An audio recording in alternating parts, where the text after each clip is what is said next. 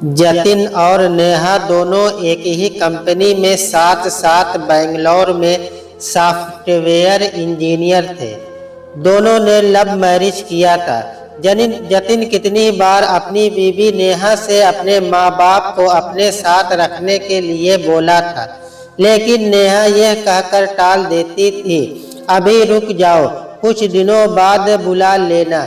जतिन को बहुत मन होता था अपनी मम्मी पापा के साथ रहने के लिए, क्योंकि वह बचपन से ही हॉस्टल में पढ़ाई किया था और उसके बाद इंजीनियरिंग कॉलेज में पढ़ाई करने के बाद सीधे नौकरी लग गई। अपने माँ बाप के साथ रहने के लिए उसको ज़्यादा समय नहीं मिला था, लेकिन वह नेहा की बातों से मन महसूस कर रह जाता था। एक दिन जतिन ऑफिस में काम कर रहा था, तभी उसके गांव से फोन आया और किसी ने बताया कि तुम्हारे पापा का देहांत हो चुका है, तुम्हारे भैया को भी खबर कर दिया गया है, जितना जल्दी हो सके गांव आ जाओ, हम लोग इंतज़ार करेंगे तुम दोनों भाई का। जब आज आओगे तभी तुम्हारे पिताजी का दाह संस्कार किया जाएगा। अपने पिताजी के मृत्यु का खबर सुन जतिन फफक कर रोने लगा। ऑफिस के बालकनी में जाकर खूब रोया। आज अपने आप पर उसे पश्चाताप हो रहा था। कब से वह अपने पापा को अपने साथ रखने को सोच रहा था, लेकिन वह रख नहीं पाया और पापा भी इस दुनिया से चले गए। कितना अभागा है। उसके पिता ने उसे आज अपनी मेहनत के बलबूते यहाँ तक पहुँचाया। उस पिता को अपने साथ भी नहीं रख सका। जतिन उसी समय नेहा को यह बात बताया और ऑफिस में अर्जेंट छुट्टी के लिए अप्लाई कर दिया, क्योंकि उसे आज शाम को ही फ्लाइट से लखनऊ के लिए निकलना होगा, क्योंकि लखनऊ से 1 घंटा दूर उसका गांव था। शाम के फ्लाइट से जतिन अपने परिवार के साथ गांव पहुंच चुका था। जतिन के बड़े भाई लखनऊ में ही रहते थे, तो वह पहले से ही आ चुके थे। पिता का 13वीं करने के बाद अब सबके मन में एक ही सवाल था कि अब पिताजी तो रहे नहीं, माँ किसके साथ रहेगी। दोनों भाई आपस में यही डिस्कस कर रहे थे। फिर दोनों में यही फैसला हुआ, 6 महीने दोनों माँ को अपने पास रखेंगे। दोनों भाई अपने माँ के पास गए और माँ से बोले, माँ अब पिताजी तो रहे नहीं, अब तुम यहाँ अकेले रहकर क्या करोगी, तुम बताओ किसके साथ रहना पसंद करोगी। जतिन की माँ ने कहा, देखो बेटा, मैं अभी कहीं नहीं जाने वाली, मैं अभी तो बूढ़ी हूँ नहीं, और क्या अभी से यह घर में ताला बंद हो जाएगा, और तुम्हें तो पता है कि मुझे शहर में मन नहीं लगता है। तुम दोनों लोग जाओ, मैं यहाँ अकेले रह लूँगी, और बाकी तुम्हारे चाचा लोग तो ही और गांव के लोग भी हैं। अगर मुझे कोई दिक्कत होगा तो मैं ज़रूर तुम लोगों के पास रहने आ जाऊंगी। वैसे जतिन का तो मन था कि माँ उसके साथ रहे, लेकिन नेहा के डर की वजह से वह खुलकर कह नहीं सकता था। फिर क्या था, दोनों भाई वापस अपने शहर वाले घर में लौट गए। सब अपनी अपनी जिंदगी में मशगूल हो गए। संडे का दिन था। जतिन और नेहा अपने बच्चों के साथ कहीं घूमने जाने का प्लान बना रहे थे। तभी जतिन के फोन पर उसके चाचा का फोन आया और उन्होंने बताया कि बेटा, तुम्हारा घर बारिश की वजह से बिल्कुल ही छट गया है। अभी तो भौजी हमारे साथ ही है, लेकिन अब उस घर में रहने लायक नहीं है। मैंने तुम्हारे बड़े भाई को भी फोन कर दिया है। अब तुम दोनों देख लो कि भौजी को कौन अपने साथ रखेगा। जतिन ने जैसे ही फोन काटा, नेहा ने बोला, किसका फोन था?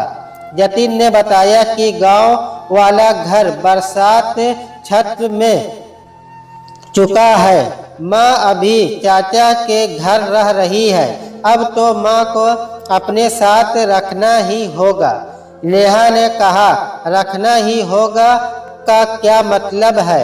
बड़े भैया वहीं पास लखनऊ में ही रहते हैं। माँ जी वहीं रह लेंगी। पहले ही तय हुआ ही था कि 6 महीना आपके साथ और 6 महीना उनके साथ रहेंगी। बड़े भैया अपने पास रख लेंगे, उसके बाद हम अपने पास 6 महीना रख लेंगे। जतिन ने कहा, रुको मैं बड़े भैया से बात करता हूँ। जतिन ने अपने बड़े भाई को फोन लगाया और गांव वाले घटना के बारे में बताया। जतिन के बड़े भैया ने कहा, आज जतिन मुझे पता चला है, चाचा ने फोन किया था, मैं भी तुम्हें फोन करने वाला था। देखो ऐसा है, अभी तुम 6 महीने माँ को अपने पास रख लो, क्योंकि बच्चों के इस साल बोर्ड के एग्जाम होने वाले हैं और हमारे घर में तुम्हें तो पता ही है 2 ही कमरे हैं। एक घर में तो बच्चे ही रहते हैं। जब तक मैं आगे एक छोटा सा कमरा बनवा लूँगा, तब तक माँ को तुम अपने पास ही रख लो। तुम्हारे बच्चे तो अभी छोटे हैं और वह तुम्हारे साथ ही सोते हैं। जतिन ने जैसे ही फोन रखा, नेहा ने कहा, क्या कहा भैया ने? जतिन अपने फोन पर हुई सारी बात नेहा को बता दी। नेहा ने कहा, यह क्यों नहीं कहते कि उनको रखने का मन नहीं है? माँ जी उनके बच्चों के साथ रह जाएंगी तो क्या डिस्टर्ब हो जाएगा? रखने का नहीं मन है तो 1000 बहाने हैं।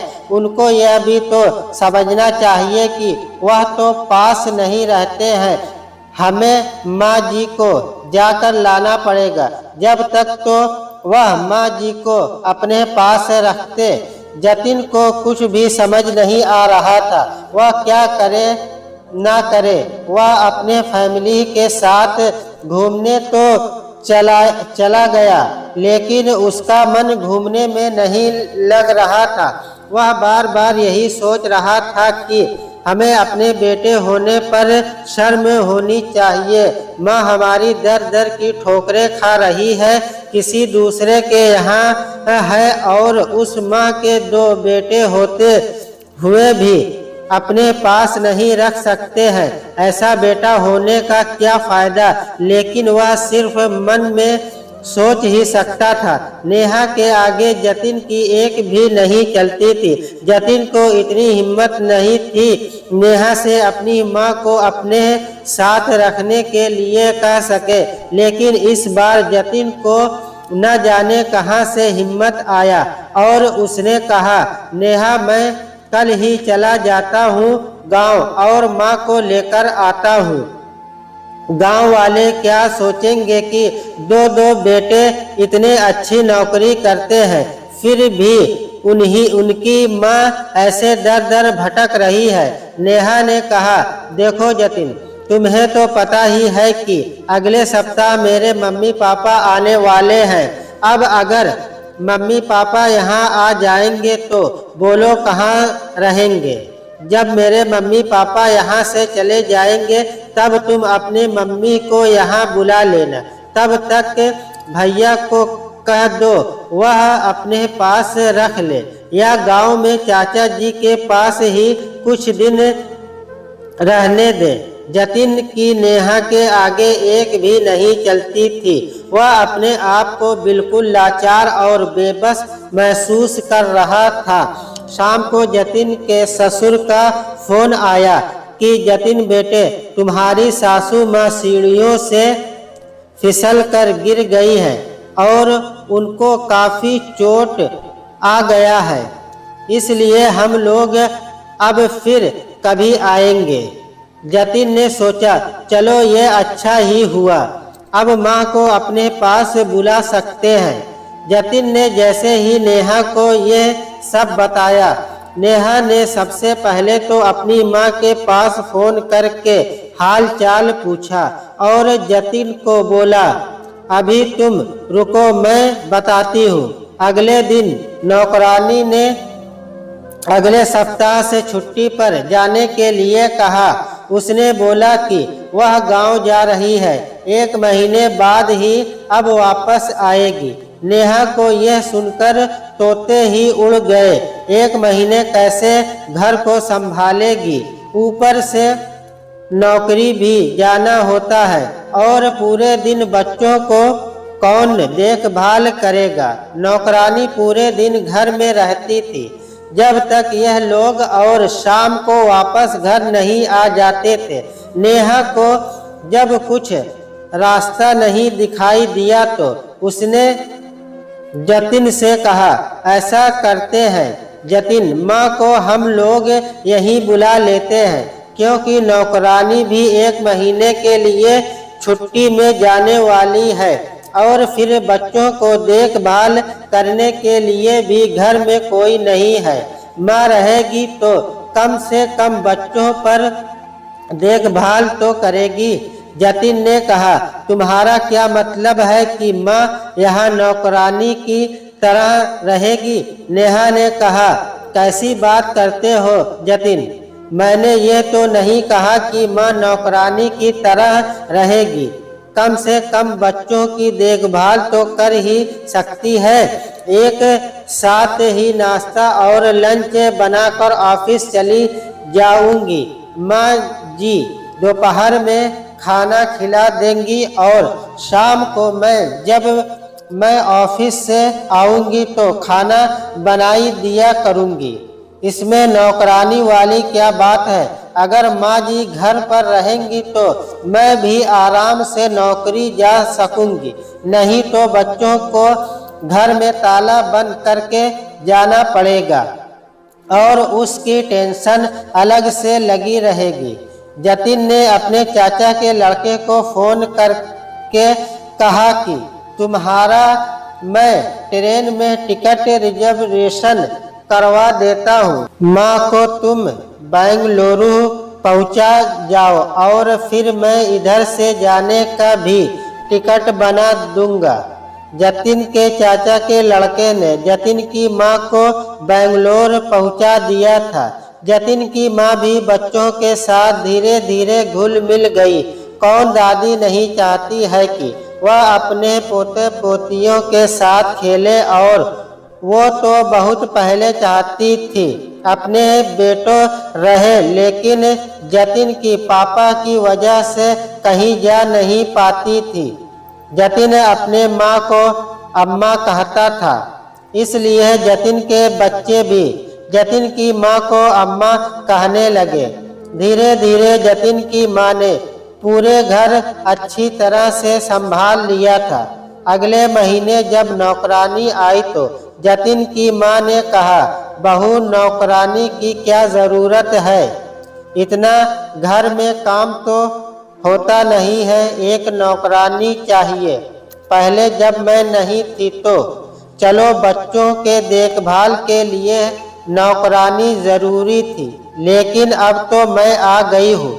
नेहा ने कहा, नहीं माँ जी, कोई बात नहीं, अब पूरे दिन नहीं रहेंगी, सुबह शाम घर का काम तो कम से कम कर दिया करेगी, मैं भी ऑफिस से आकर थक जाती हूँ।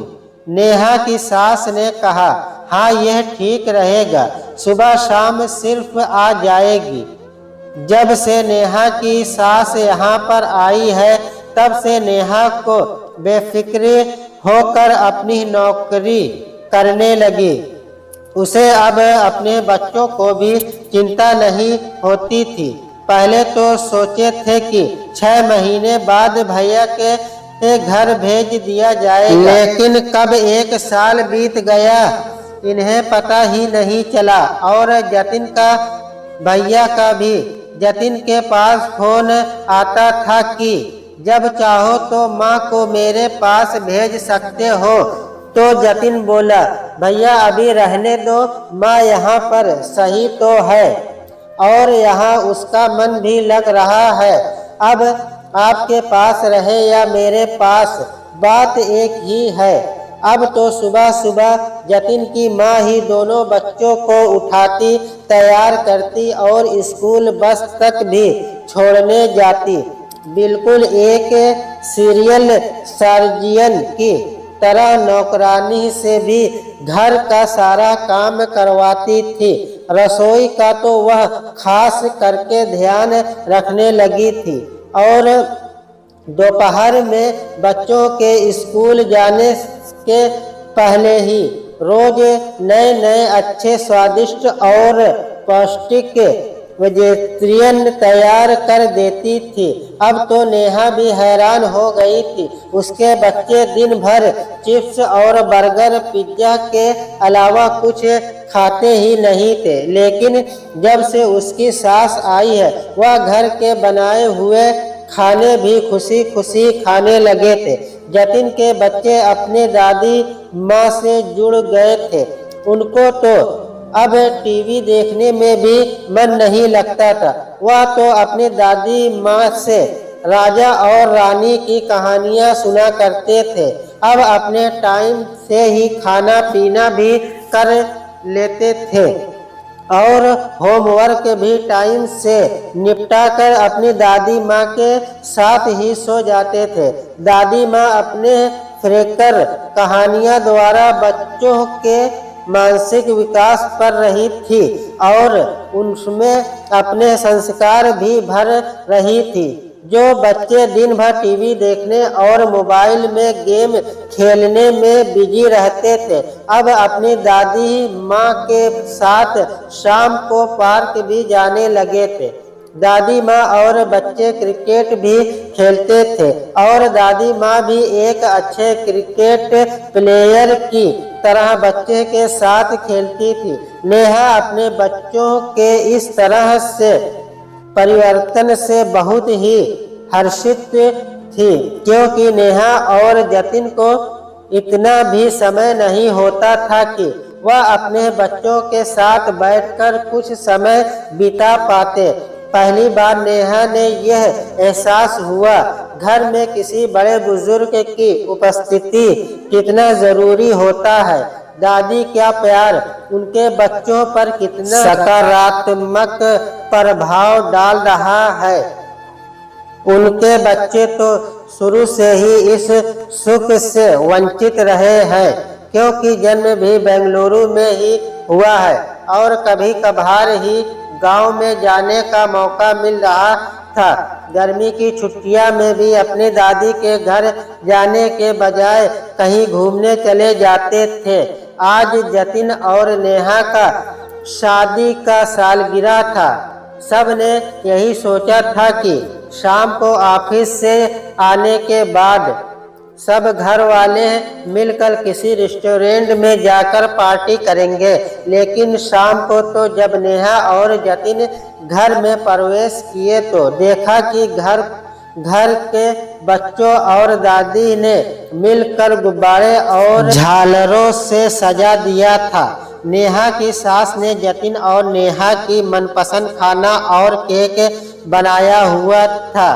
सरप्राइज मैरिज एनिवर्सरी के लिए बच्चे के उत्साह और जतिन के माँ का प्यार देखकर नेहा की आंखों में आंसू आ गए थे। जतिन और नेहा सबसे पहले जाकर अपने माँ के पैर छुए और जतिन और नेहा के बच्चे अपने माँ के गले आकर लग गए। बच्चों ने सिर्फ इतना ही कहा, मम्मी पापा आपको ये हमारी और दादी का सरप्राइज कैसा लगा? बहुत अच्छा, इतना अच्छा कोई रेस्टोरेंट में भी जाते तो इतना खुशी नहीं मिलती जितना खुशी तुम लोगों के इस सरप्राइज से मिला है। नेहा की आंखों में आज पहली बार अपनी सासू माँ के लिए माँ जैसा प्यार छलक रहा था। वह तो अपने सास माँ से लिपट कर ऐसे रो रही थी जैसे कल ही उसको छोड़कर चली जाएगी। नेहा के सास माँ ने अपनी साड़ी का पल्लू नेहा को पकड़ाते हुए कहा, चलो चुप हो जाओ और चल कर केक काटते हैं। नेहा ने जतिन से उसी समय कहा, मम्मी कहीं नहीं जाएंगी, मम्मी पूरी जिंदगी हमारे साथ ही रहेंगी। अगर इनका मन किया तो भैया के पास जाए, लेकिन हम इनको कभी नहीं